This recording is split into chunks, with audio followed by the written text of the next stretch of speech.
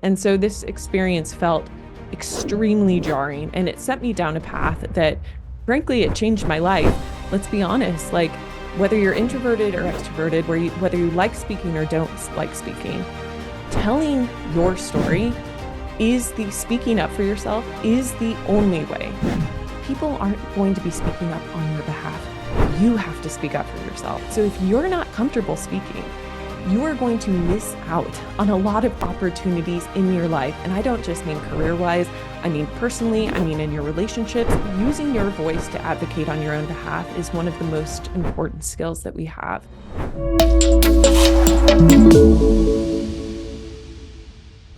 Lauren, welcome to the show. I am so excited to have you today, Lauren Popish. Yes. It's such a cool name. And Thank you. I really wanted to talk to you about a couple things. First of all, your story, but more navigating the world of podcasting, as you are an expert in podcasting specifically for a marketplace.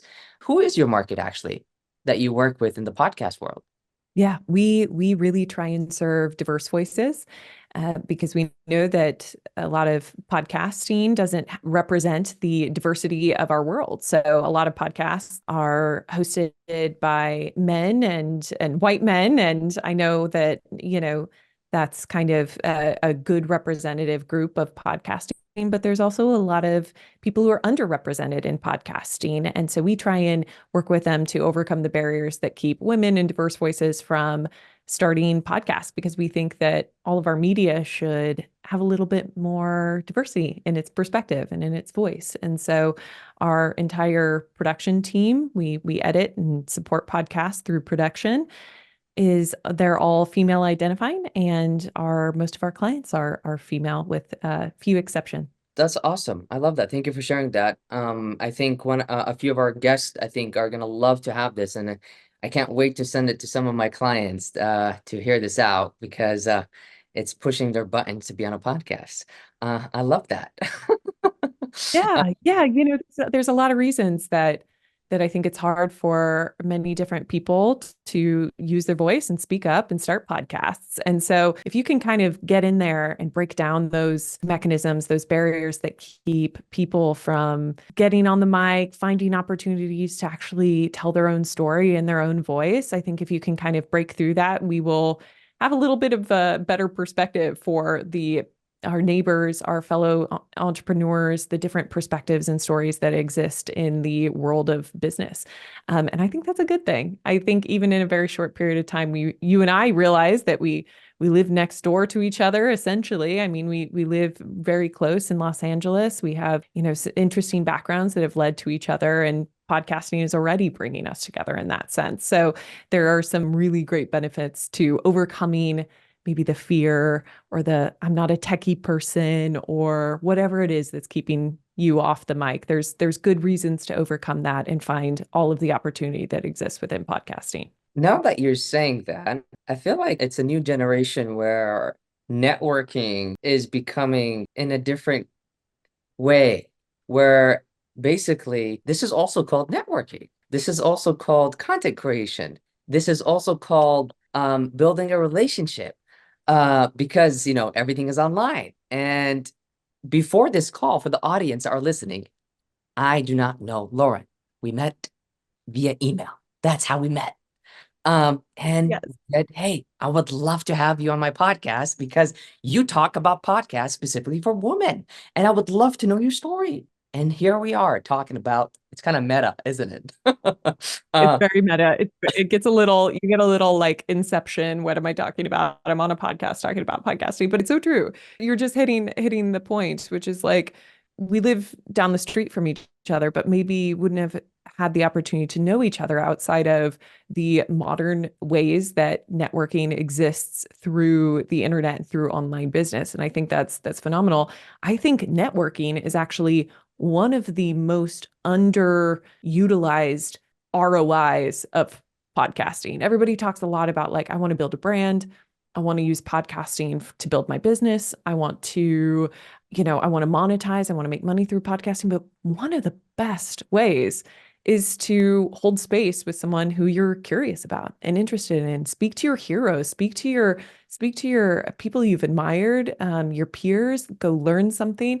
And if you never made a dollar directly from your podcast, you would have still gained so much more by having the show. And I'm sure you could speak to that better than anyone about the network that you've grown through your podcast. 100%. I mean, it's very interesting. I have met a woman that is in San Francisco, and we had a conversation, and she was like, anytime, like this is back in the day. She's like, when you come to San Francisco, like let's meet, let's have a conversation. This was a great conversation, all this other stuff. We started networking. I connected to a few clients, and it's such an interesting world. And I think it's not being leveraged enough. Why do you think it's not being leveraged enough? Yeah, I do have some thoughts. Podcasting is not as easy to break into as some of the other mediums that we go to network. So it's not as easy as opening up LinkedIn and shooting off a DM or getting on Instagram and posting an image. It takes a little bit more.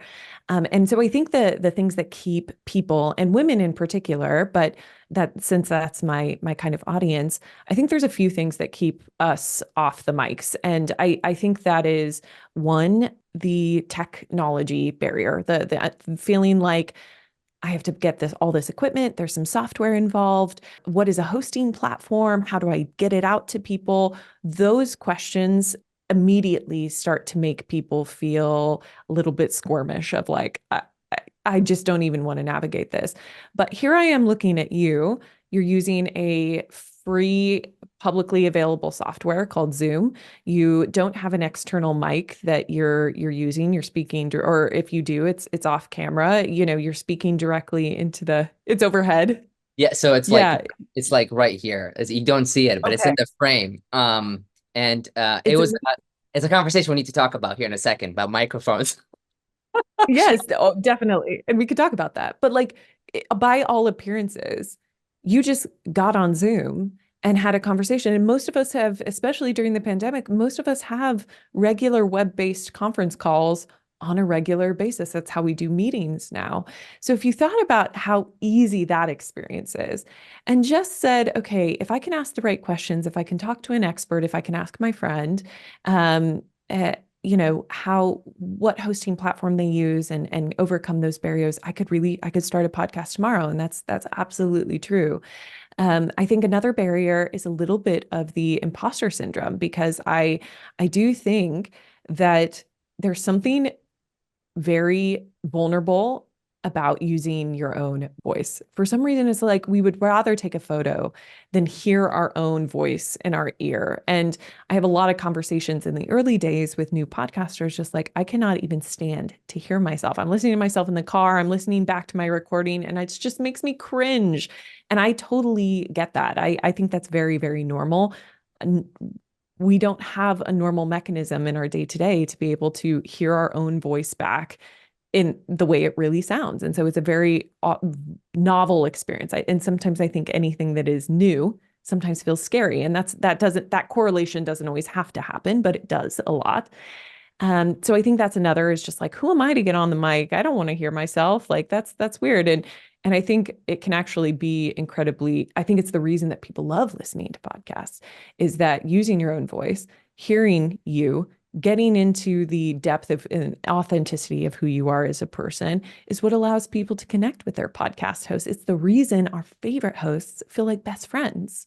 Is because that voice connection is a really authentic way to know and get to know someone. And so if you're a business owner and you offer something that a lot of other people offer, you're a coach, you're a consultant, and you feel like the competitive landscape is just full of people doing what you do.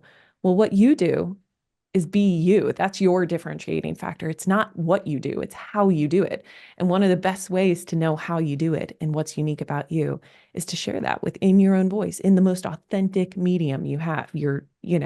Nobody's voice is the same. I like to say it's kind of like your fingerprint. So that, even though it's a very vulnerable and a very scary experience, that's what keeps people off the mic. But if you would be willing to kind of step into that uncomfortable zone, you might unlock something that really was amazing for your own self-confidence. exposed you to new incredible people, opened up your network, and maybe even expanded your business and let people get to know what's unique and special about you. Exactly. No, that's so well said. And like the one thing is like I get to see over time is the overwhelm of the tech, the overwhelm of listening to your voice. Oh, what if I say this? And what if I say something wrong? What if I sound weird? All these different things that happen and the overwhelm of the tech. Oh my God, this is gonna be this. Like, how do I prepare for the meeting? This, that, how Yeah. like honestly, like I just started. I just like it was like I just had a conversation, maybe because I have networked for a long time. So maybe I have a different experience of like talking to people one on one, and I'm good with people one on one. I love talking to people. Um, and I think it just depends. And what you said is so powerful. So powerful that they have to take these layers out so that they become themselves, basically, which is awesome. Tell us Yes. more about your story. I want to get into more of your story because there's a few things that happened when you were 18 years old and transitioned to different careers. Can you take us throughout the journey of your professional life, please? Yes, absolutely. Well, I graduated from college with an interior design degree, and my passion at that time was really building incredible space for people. I still have a strong belief system that um, you're heavily influenced not just by who you're with, but also where you are.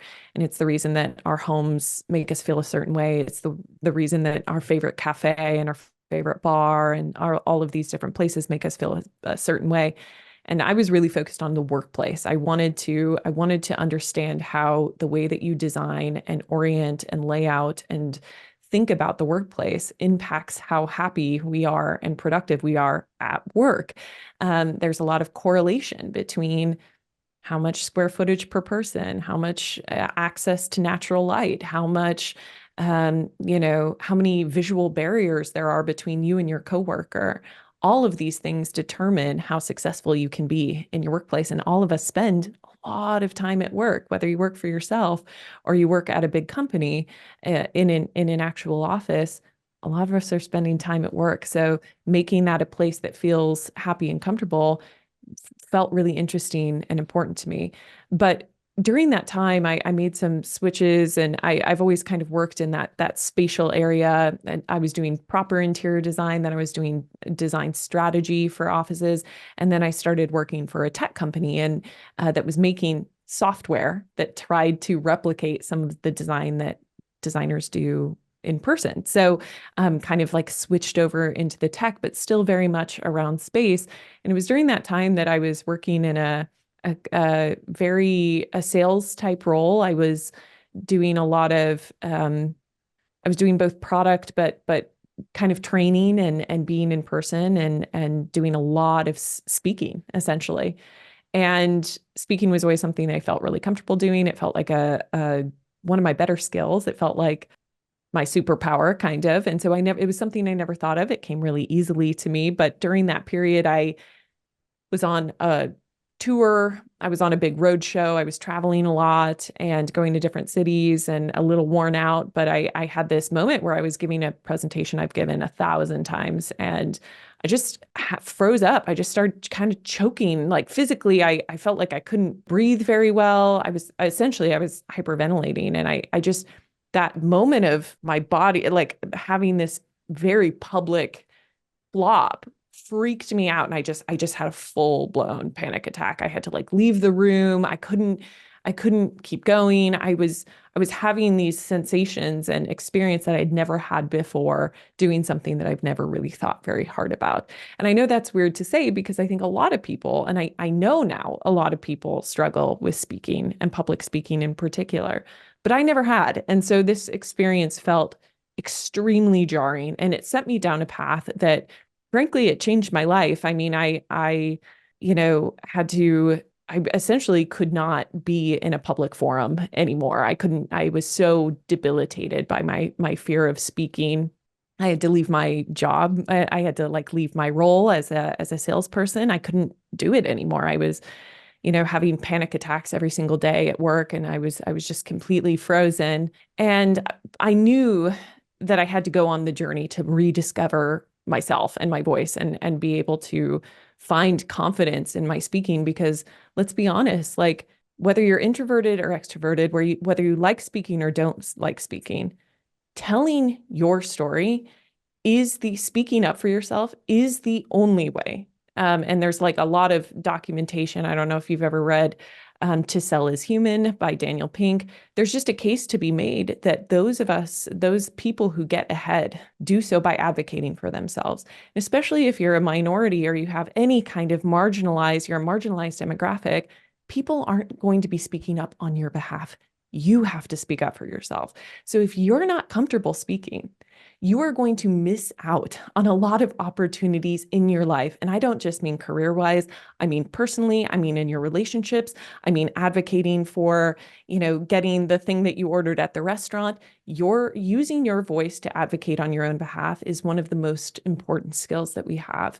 And I essentially started seeing dreams of mine slip away because I wasn't speaking up in meetings.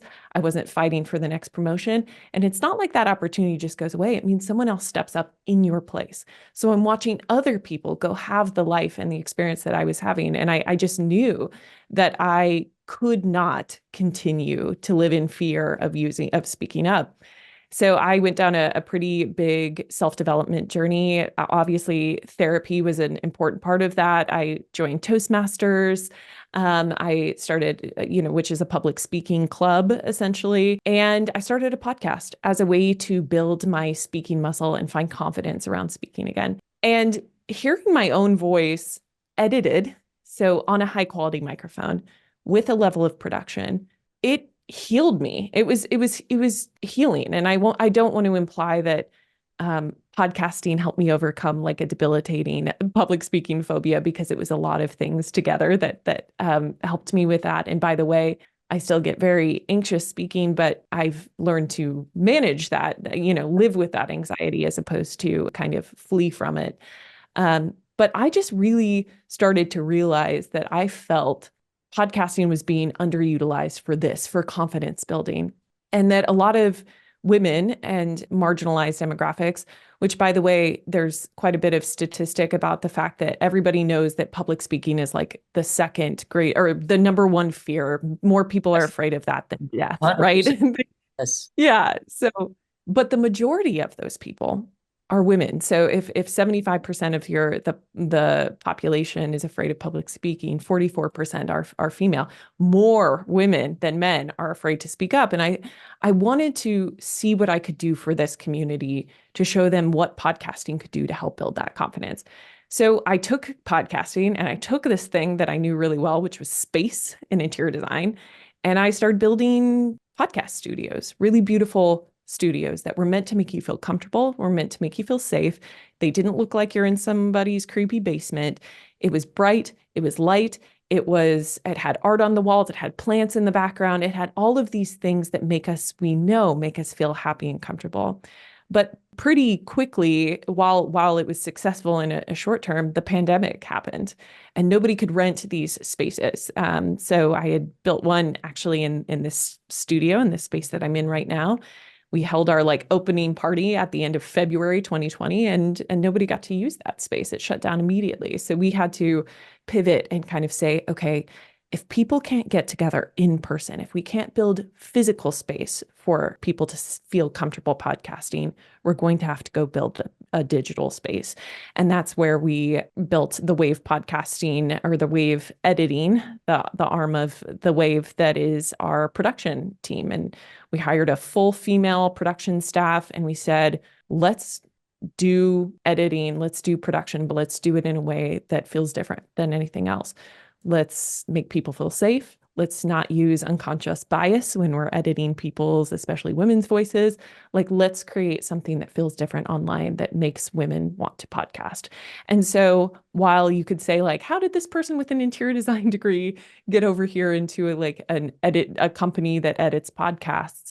Well, it's actually all connected, because it's about creating a digital space or a physical space for people to feel comfortable enough to exercise the muscle that is using your voice, because it's not natural.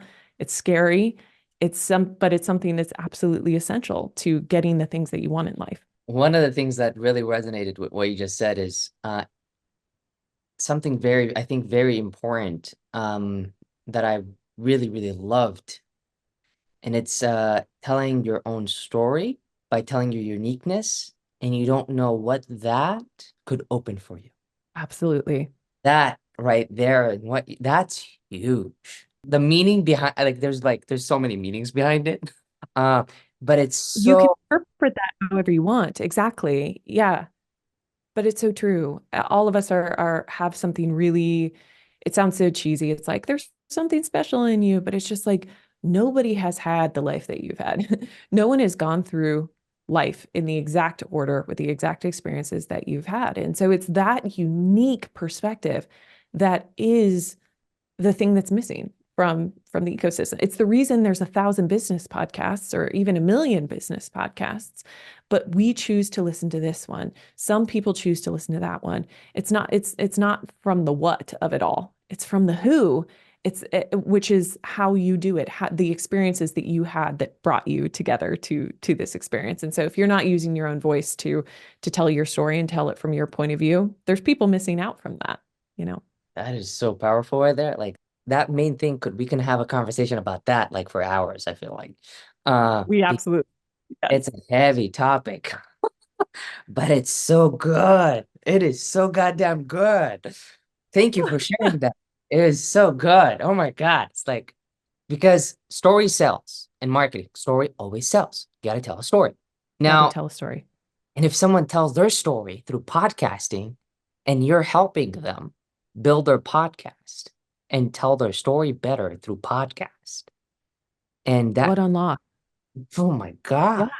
the What personal side of unlock? things, the professional side of things, the ability to have more conversations with people, the practice. Now, the technical aspect, that's a whole different kind of thing that we'll talk about here in a second. But is there anything else about your story that we missed about the journey from all the career path that you took to that got you here today? Because career changes a lot and we evolve as humans. 100%. I'm not changing my career, but the path that I'm going to is always like crafting me and kind of like chipping my identity a little bit as a becoming a Mm, better person, becoming a better, it's like becoming my better version because it's like everything is a challenge. Like me doing this podcast with you and having the conversation and having the guts to reach out to you and saying, "Hey, I would love to have you on my podcast."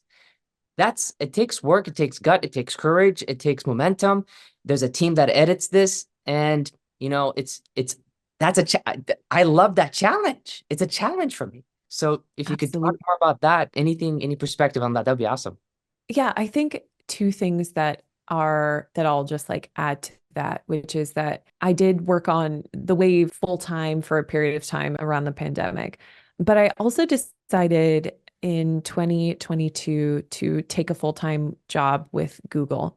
And so I run my production agency full time and I work at a corporate company full time as well.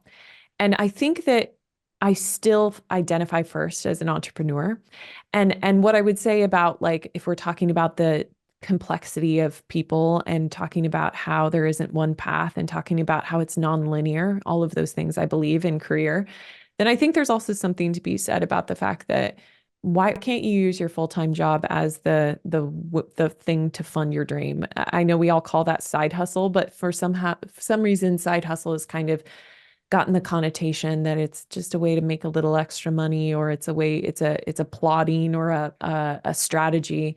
And in reality, I think what I want to say is like there's a lot of ways to be an entrepreneur. I identify as an entrepreneur first, but I have a LinkedIn. It says I work at Google and I do, but I still use all of the skills and all the things that I do in my own business to be a better employee. And so it's not entrepreneurship is kind of nonlinear, and I think there isn't just one size fits all for what that means.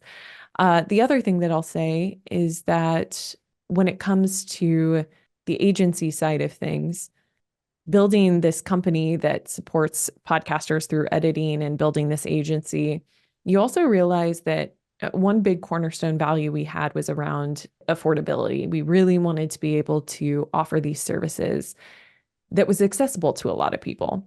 And as you start to build your business, you realize that if you go too cheap, you hurt everyone in the progression of your business. So by offering your services too inexpensively, you can't pay your staff enough of what they deserve to be paid.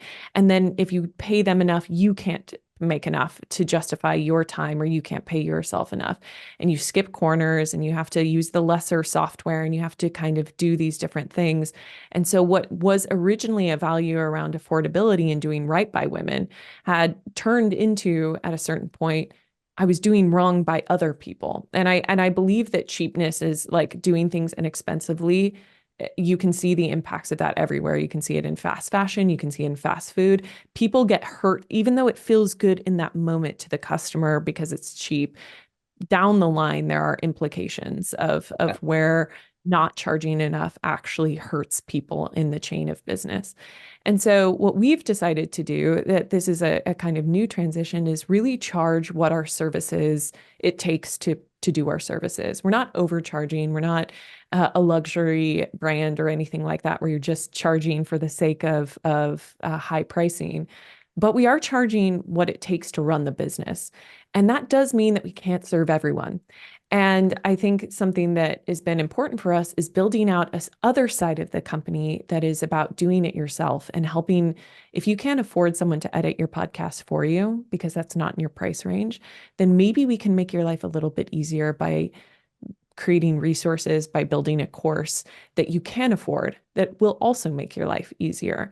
And so that's been an interesting transition for us as we think about how do we serve more people, keep our values, which is we want to serve as many people as possible, and we don't want cost to be a barrier in that.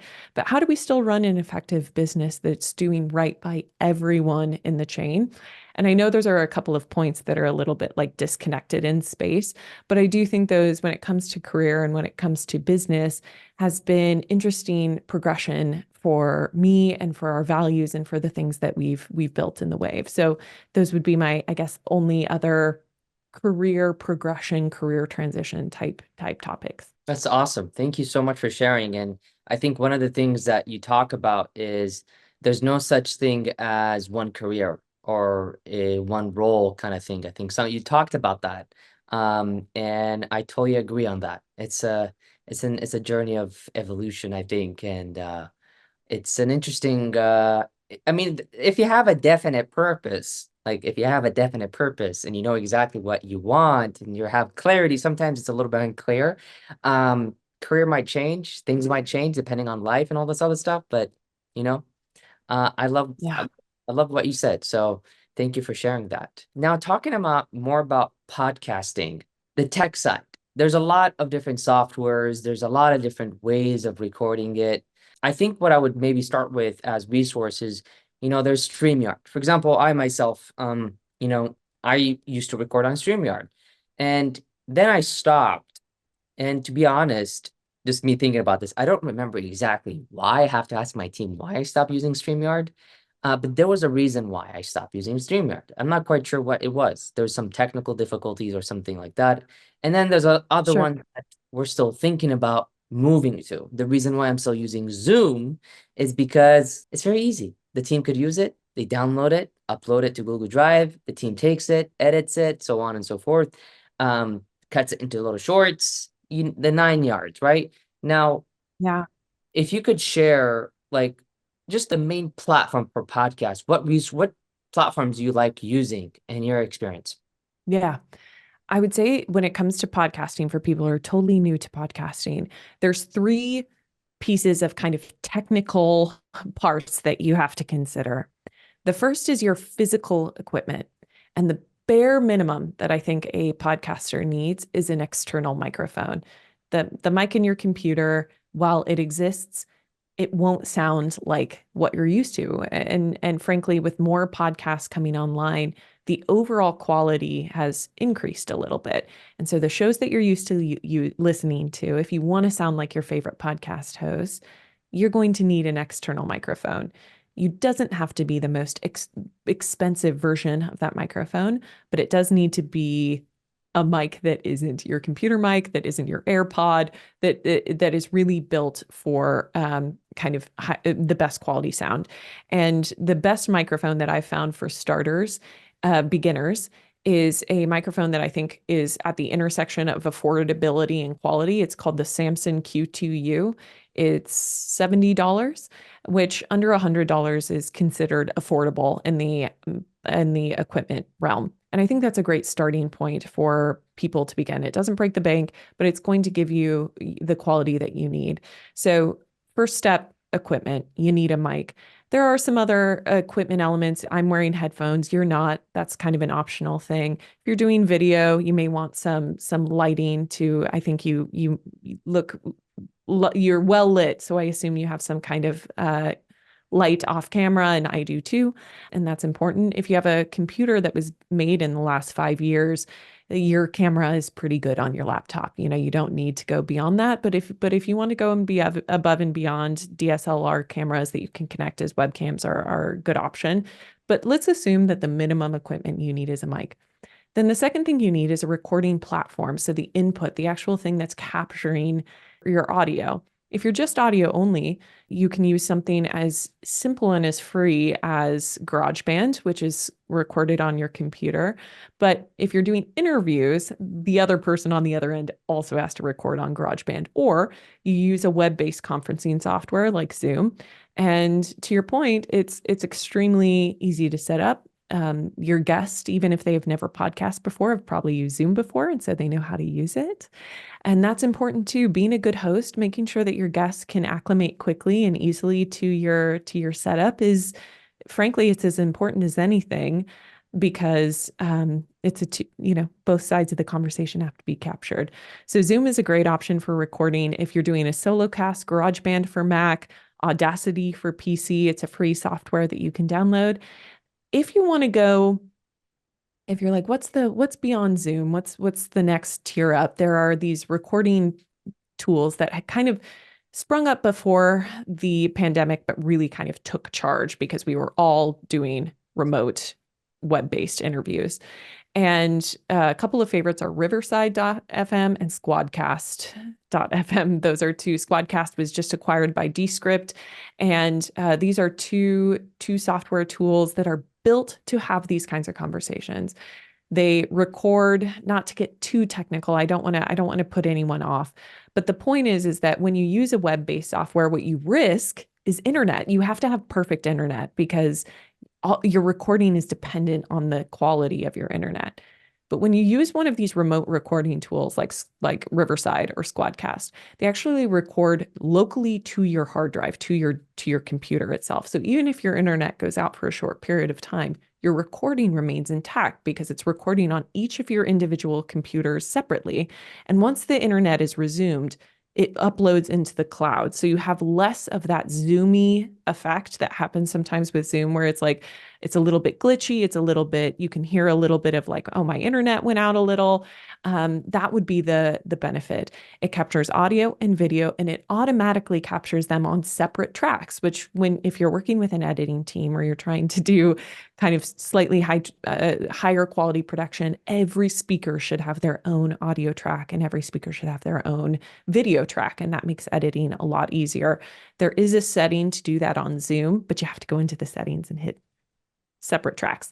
But these remote recording tools, they do them on their own. The cost of them is around typically about $40 a month. So when you're adding up all of the total cost of what you're willing to spend on a podcast, that would be a factor.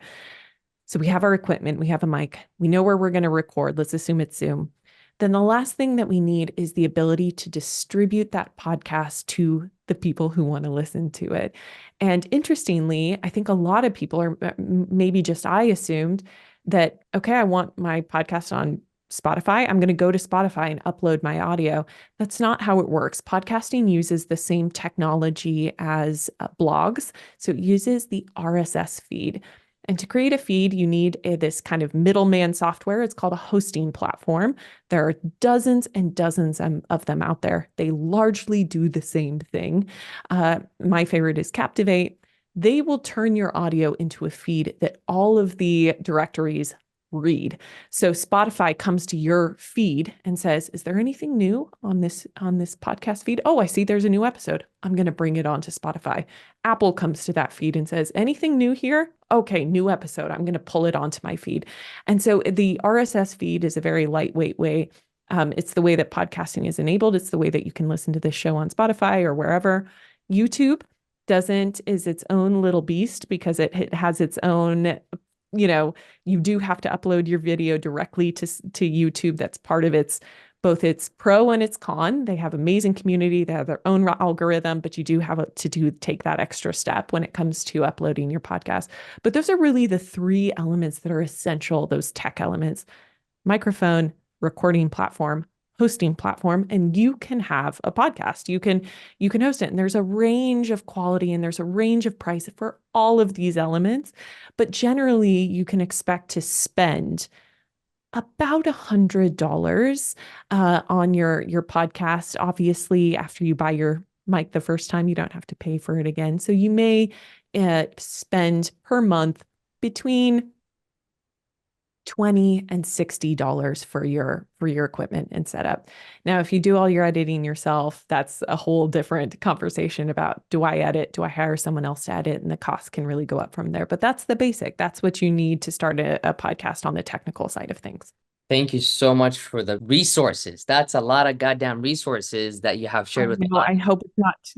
I Uh, hope it's not too much. I hope that. no, that's good enough because if you added more, I think it's going to be too much for them. But it's this part is like the resources section.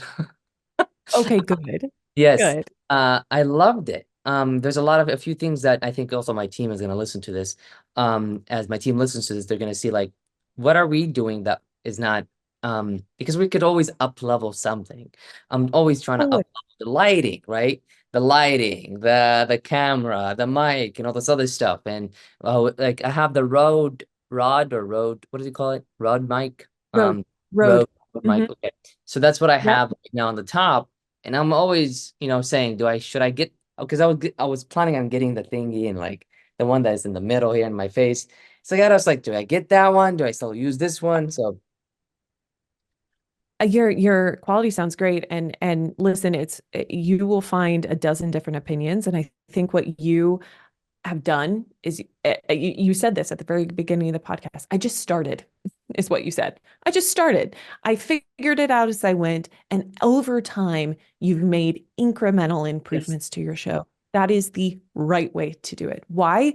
Because you don't get overwhelmed with 1,000 decisions. You make one decision at a time. I know I'm going to start a podcast. What's the minimum I need? A mic? Let's go. let's go. Zoom? Yeah. Let's go. Yeah. Then a month down the road, you can say, I wonder if I need a slightly better mic, or I wonder if I should use, Riverside instead of Zoom. Okay, let's go for that. Let's go for that. But you don't have a dozen decisions to make. And that truly is when I talk to clients every day, every week, that's the advice I say, just start, just begin. Stop perfecting, start making progress. That's my biggest tip for podcasters. Don't get bogged down in the decisions. Do what you can today. Start now, improve over time. If you took your favorite podcast that's available, I love Amy Porterfield's podcast. I love Jenna Kutcher's podcast. If you go back to episode 0 through 20, not good.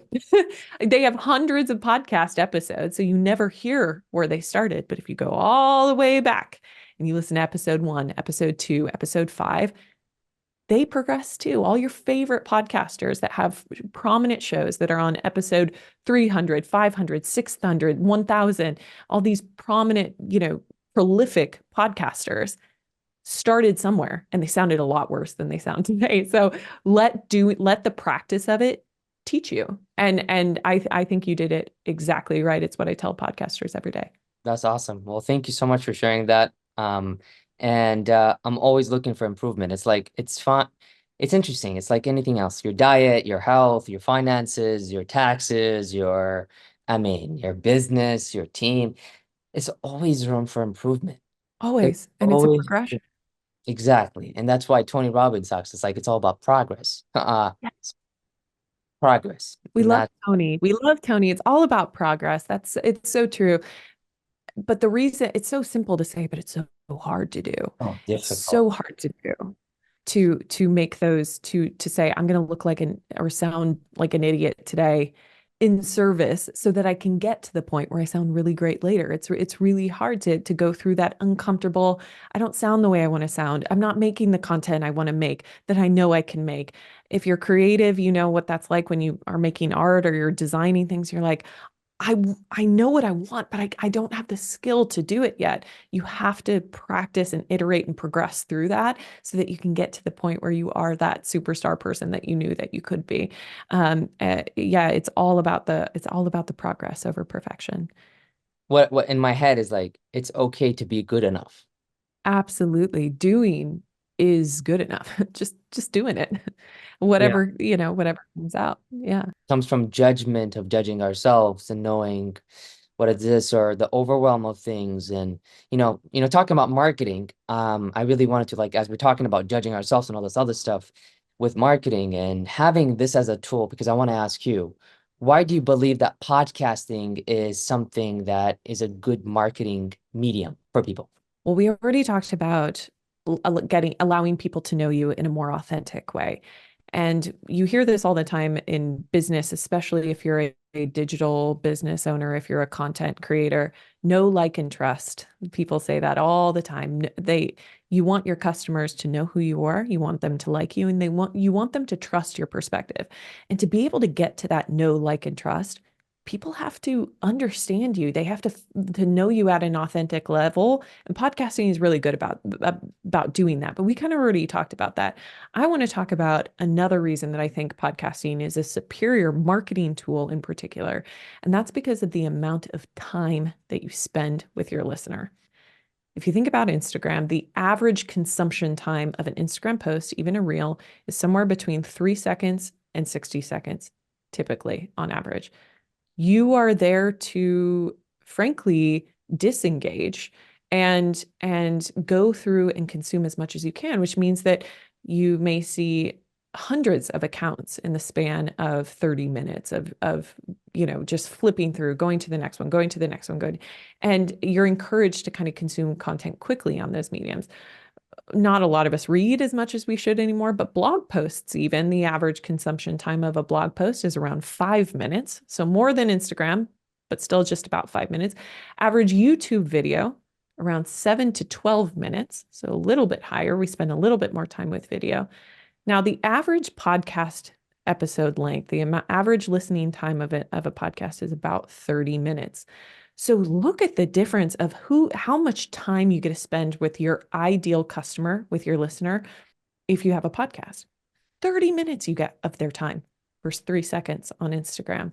And Wow. in that time, not only are they getting to understand your perspective, but you're also spending that time selling them on who you are, what you offer, your point of view, your unique take, your differentiation. All of that happens over the span of these conversations. And by getting to hang out with your ideal customer, if you're using your podcast for business, for 30 minutes, even 30 minutes a week is way more. Even if you were posting every day, twice a day on Instagram or TikTok, you would still be Amazing. double the amount of time with your customer. So that amount, no other platform is allowing you to spend that much time with your ideal customer.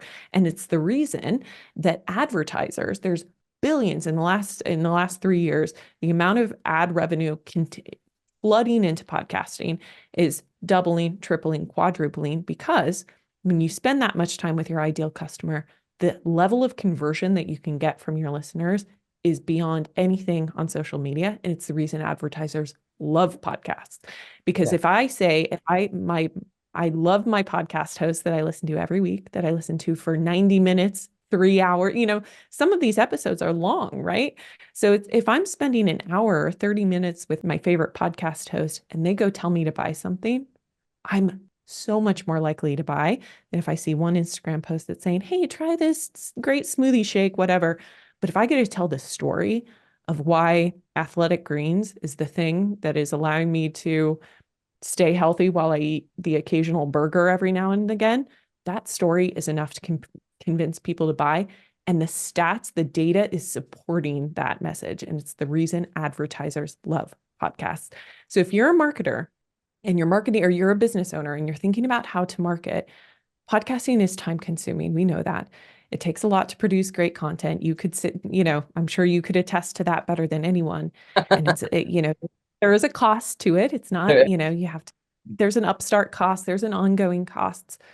But the benefit of how well your customer gets to know you and their likeliness to convert through your podcast is so much higher. You don't need hundreds of thousands of Instagram followers. You don't need hundreds of thousands of listeners. You Oh. need 100. You need 1,000. You need so much fewer to get so much more, because your relationship with your customer and your listener is so much better. So Mm. that, to me, the amount of time you spend together through a podcast is the reason that podcasting is one of the best marketing mediums out there. I love that. I love that. That's awesome. I mean, I didn't know that, podcast was the most, 30 minutes? Really? Damn. 3 minutes Wow. on average. Yeah. Yeah. And Um, that is, so it means that people are spending more time with certain people. Like that's just the average. It means that some people are spending an hour. Joe Rogan's podcast, 3 hours a week, that's a what lot of time. Yes, and talking about sponsorships, like for example, I looked at this before, Tim Ferriss, the Tim Ferriss show. I looked at it, and just to sign up for his sponsorship, that I don't recall this, so don't quote me on this, but I see like Yeah. it's about 250,000 or 300,000 per like that's a minimum that you have to pay to get on the podcast. This is probably maybe a year ago. I don't know what is it like right now. Um, that's, Oh, crazy. it's not nothing.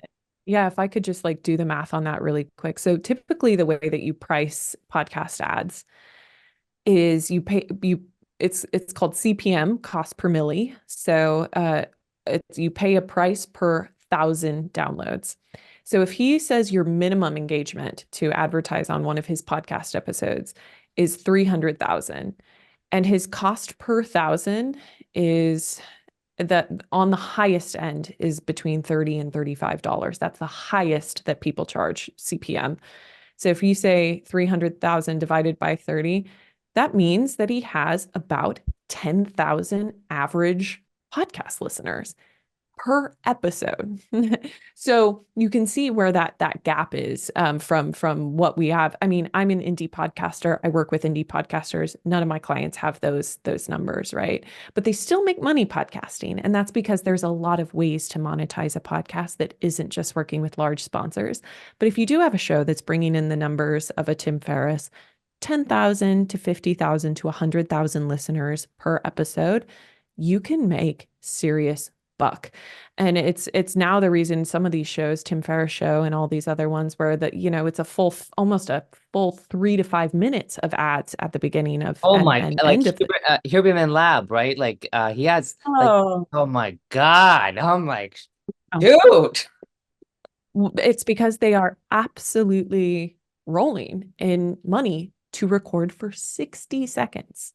And it's all about the number of listeners. But I think that is all a bit of it makes us podcasters feel bad, because it's like, I don't have 10,000 listeners. I don't even have close to 10,000 listeners, but I want to be really clear and say that you can still make a lot of money podcasting without 10,000 listeners.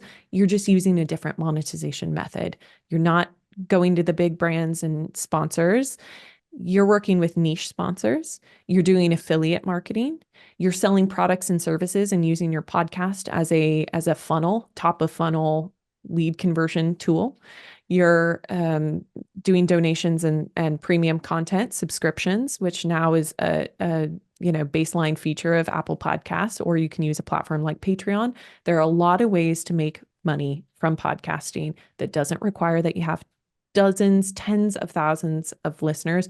You need 100 listeners who are very committed to your niche topic, and you can make a lot of money that way. And I know a lot of podcasters that do. And talking about a niche, when a podcaster wants to choose a niche, and this is something like really difficult for people to choose a niche in a marketplace. Yeah. And what do you say to that? Because it's not easy, like, hey, like this is my niche. I just want to talk to these people. Let's say, for example, it's thought leaders. Is that a niche? For example, if it's like I just want to talk to thought leaders, experts, would that be a niche? If that's not a niche? It really depends because niche is more than just, sorry, I say niche. I know some people say different niche. No, niche. Yeah, everyone says it in a different way. I get Everybody says it differently. But it's more than demographics. I know if you're an excellent marketing person, then you typically think about your specialization in terms of demographics, gender, where they're located, their income, how old they are, what they're interested in, that kind of demographic level information. That to me is like tier one niche information. It's the most basic, right? There is a level that deeper that you can go, and it has less to do with who you're talking to and more about how you deliver the message. So I have a business podcast. I speak to women, but the way that I do it, so a very cornerstone part of my podcast is it is bite-sized, meaning it is under 15 minutes. We use humor as a major part, meaning that when I script my scripts, I have a writer who has a comedic writing style that helps me write my scripts in a way where the tone and the style, this isn't serious business stuff. This is let's have fun and let's play in the world of business. That's my unique point of view.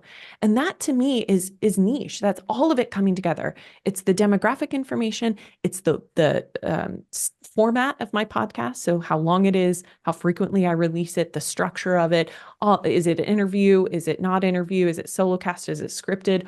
All of those format decisions. And then it's how you do it. It's your style. And if you can quantify my style, I do it in a comedic way. I do it in takeaways and tangible things. All of that does come together to create something that is a niche podcast where you can really go out and find people who are interested in listening to business principles from women for women in a humorous style in a bite-sized format. I love That is a niche. that is so Um, cool. It's awesome. it's so much more than demographic, right? And I hope that helps people because niche is that thing where it's like, oh, you got to have a dog walking business that only serves at Cavapoos on the east side of LA and whatever. And you're like, that's not I don't care. I don't want to be so restricted that I'm talking to four people on the corner over here. You can still have a broad demographic pool, but do your podcast in a way that is different and niched and differentiated with other factors.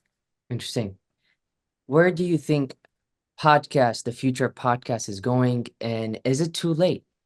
Oh my God, my favorite questions. Okay, let's talk about is it too late? So right now, the estimate of how many podcasts there are available is about 4 million. And this is kind of like a murky number, which it feels like it shouldn't be, but it has to do with the fact that people call podcast different things. It used to be that to be a podcast, you had to have an RSS feed, that technology we were talking about.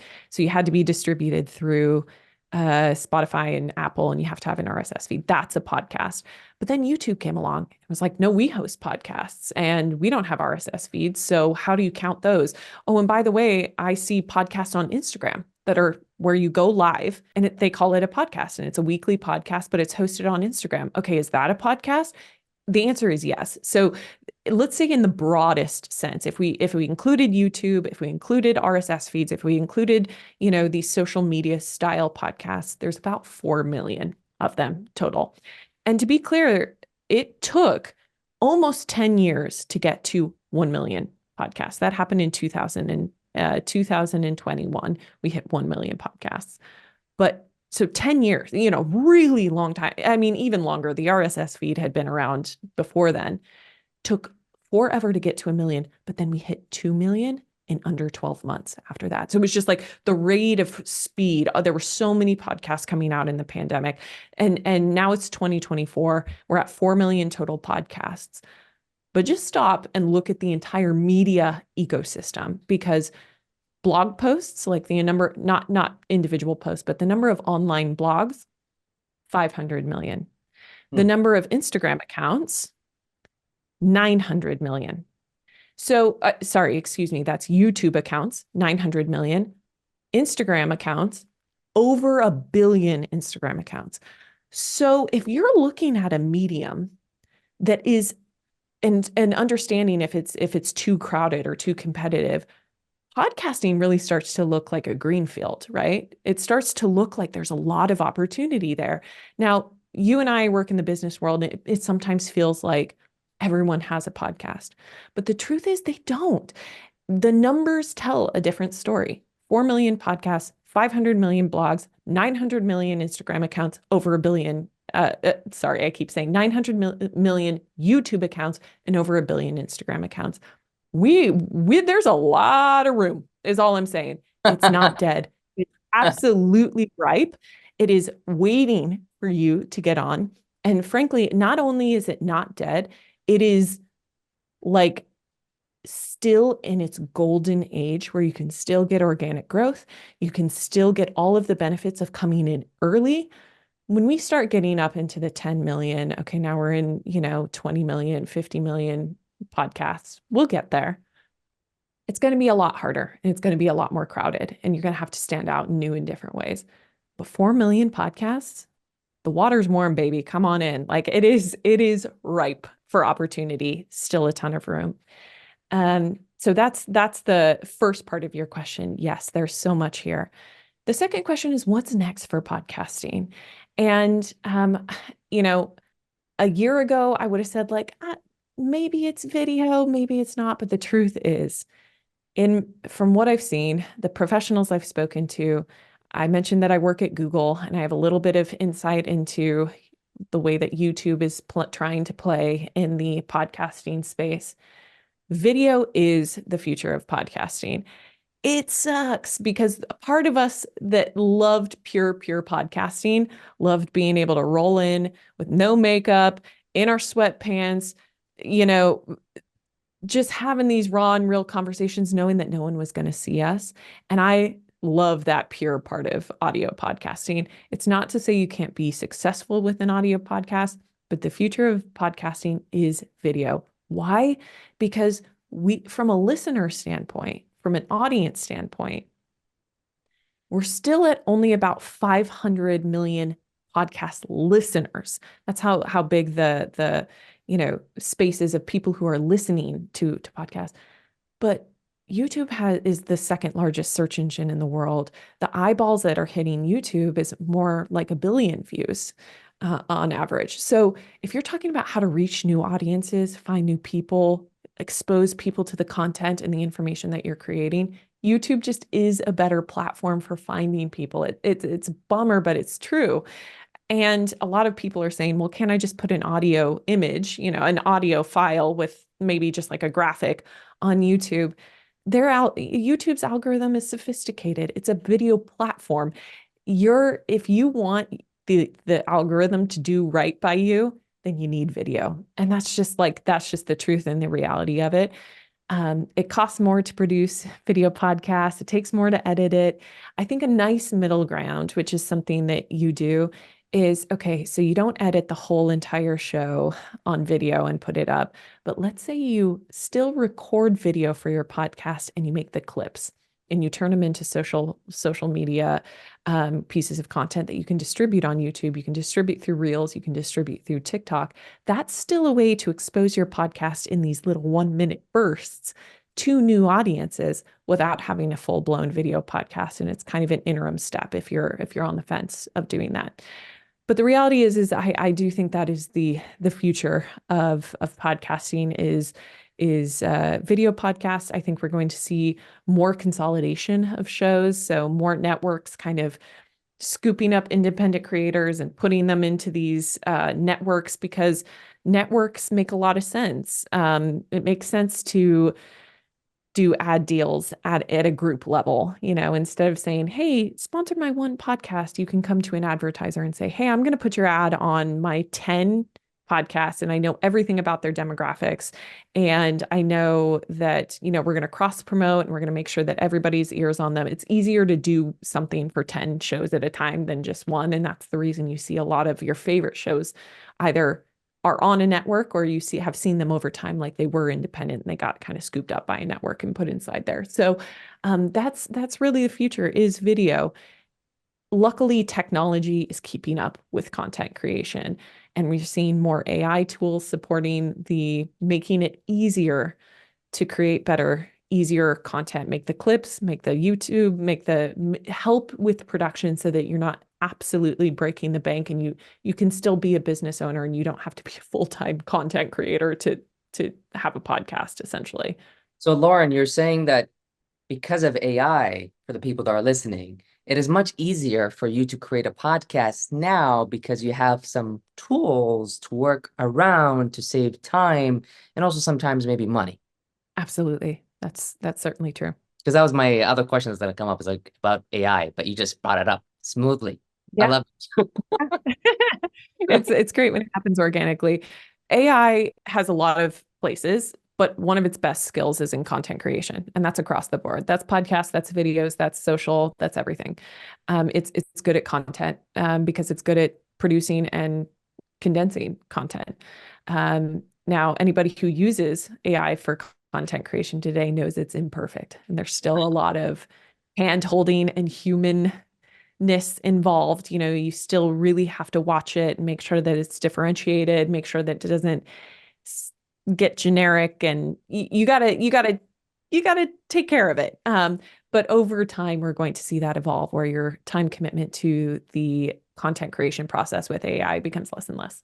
One of the things that I wanted to ask you about podcasting is, what could someone start, like, how could someone start right away? Like, just like really quick. What could they like without the resistance of shit?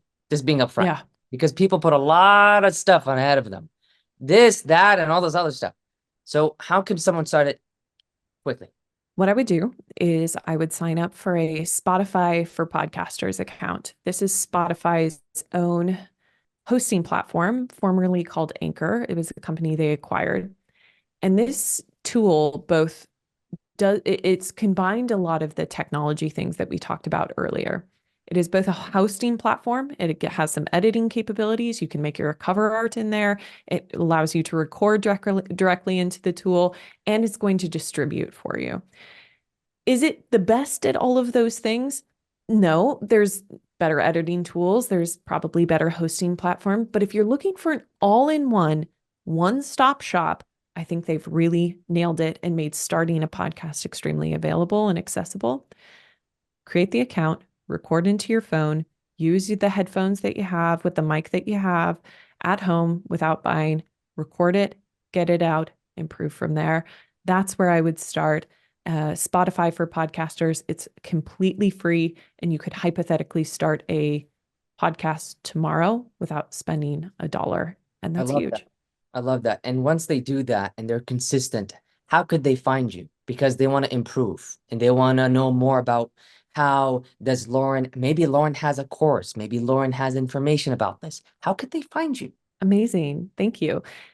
You can find me at The Wave Podcasting. We are launching a brand new course for podcasters. I mentioned a little bit earlier about how we want to not just support podcasters through our editing services, which you have to have a budget for editing. We want to be able to help podcasters at every cost range and make starting a podcast the right way very affordable. So we're launching a course in 2 months. It's called Podcast Launch Academy, Soup to Nuts, Zero to Launch, How to Start a Podcast. This course is coming out. And the best way to find out about that is by getting on our email list. And instead of saying sign up for my email, I think what I'll do is I'll give you a freebie in exchange. So I'll give you a list, your starting point for starting a podcast, everything you need to know, top to bottom, a checklist. I'll make sure that you have it so you can include it on the show notes here. Start with that list. And if you're interested, we'll make sure that you know about when that course comes out. But the Wave Podcasting, or you can find me on LinkedIn, connect with me directly. You want to have a DM, you want to talk, skip the company and go straight to the person. I'm always okay with that too. It's Lauren Popish, Popish on every platform. That's such a good offer. Guys, you guys got to get that offer. That's such a good offer. Please, guys, opt in. In marketing, we call this an opt-in. And I love opting in into people's stuff because I learned so much. Plus, I know, Lauren, Always.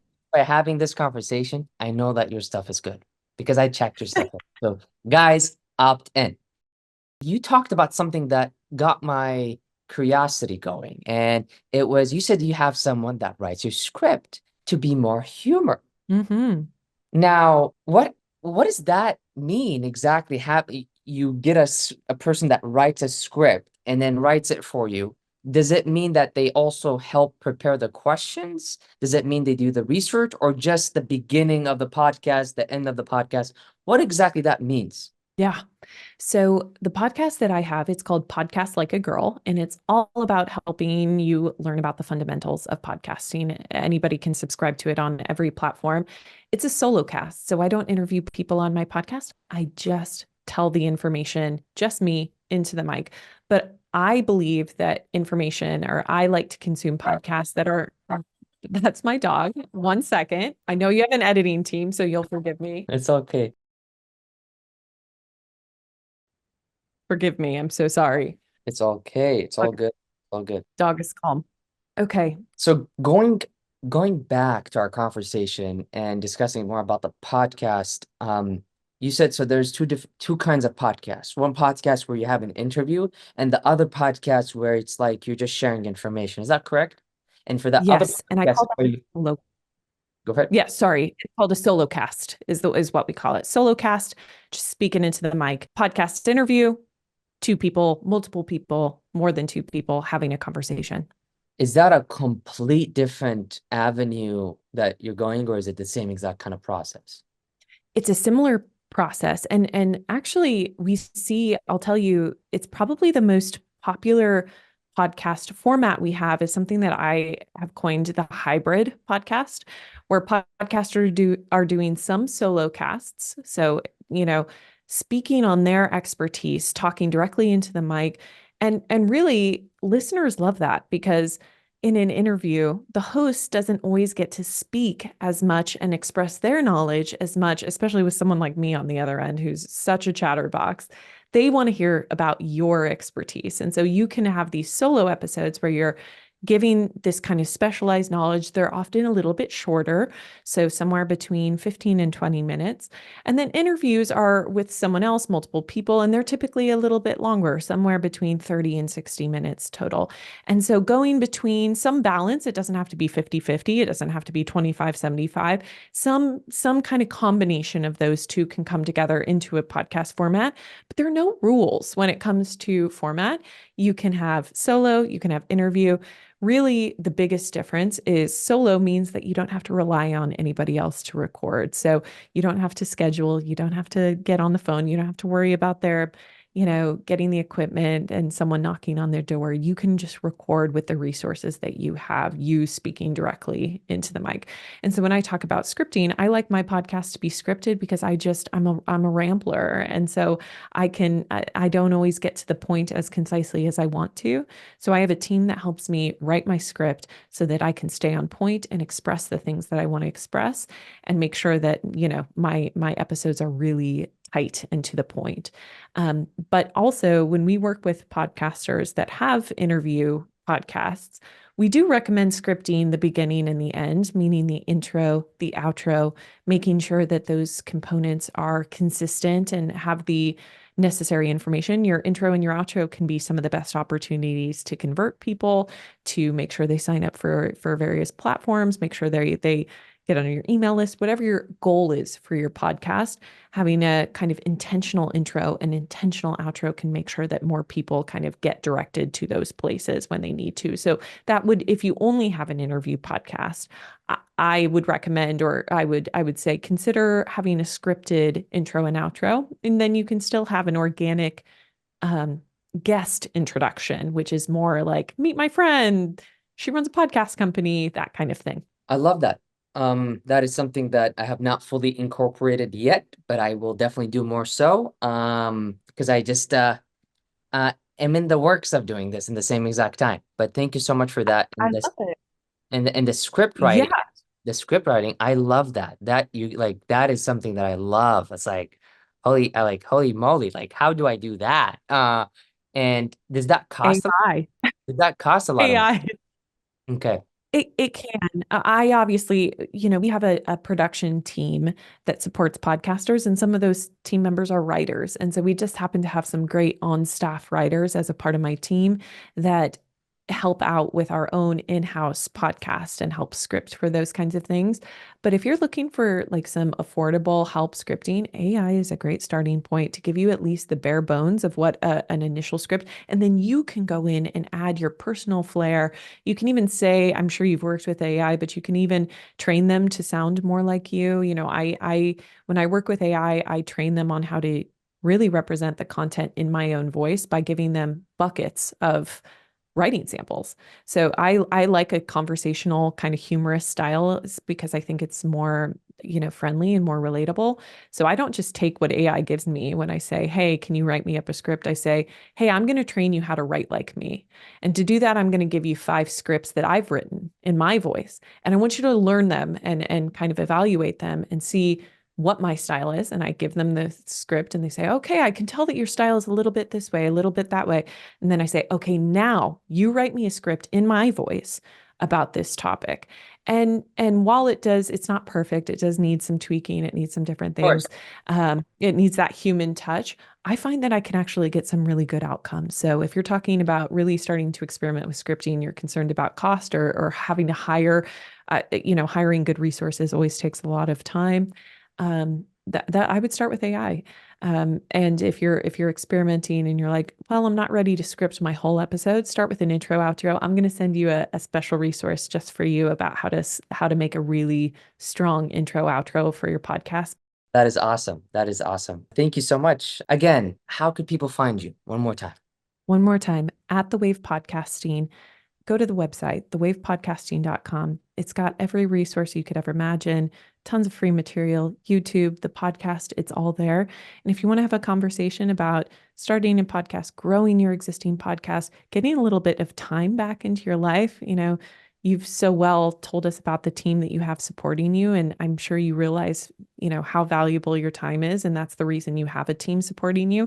we 100%. can we can give time back too. So let's have a conversation. The Wave Podcasting or at Lauren Popish, LaurenPopish everywhere. Thank you so, so much, Laura. What Thank a you. episode that we had. I love the conversation. So much fun, so much wisdom, so many resources, so many steps. This was awesome. Thank you for being on the show. I can't wait to, at some point, have maybe another episode about a specific topic around podcasts. As podcast just evolves with AI, I would love to have you on again. That being said, thank you so much for your time. Anytime, and I'll see you in the neighborhood soon. Absolutely. And that brings us to a close of another episode on the Hassan Baz Show. Thank you for dedicating time to your growth and progress with us today. Each episode is a step toward not just reaching, but exceeding your potential.